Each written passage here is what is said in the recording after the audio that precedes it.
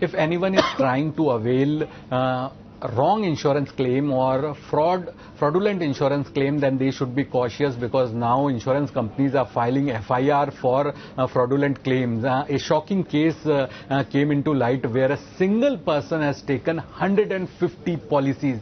Yes, 150 policies along with his family members, and that person availed the claims also from different insurance companies. So 150 policies were taken from 14 insurance companies.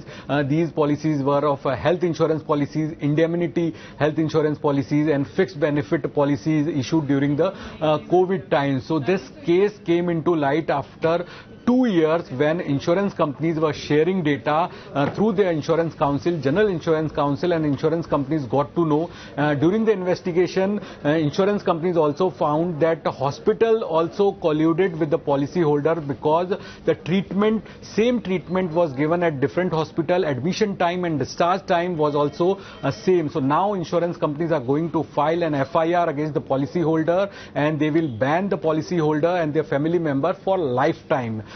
We have seen in last few years that insurance premium is increasing annually. Medical inflation is one of the reason, and another reason is of fraudulent claims also, because as per the insurers, of overall claim outgo, 15 to 20% claims are of fraudulent nature, which is creating a pressure on insurance companies, and they are forced to increase the premium, because at last the insurance is a pool where many are contributing in a form of a premium and few are taking claims. So if a claim outgo is more, then insurers are bound to increase their premium also.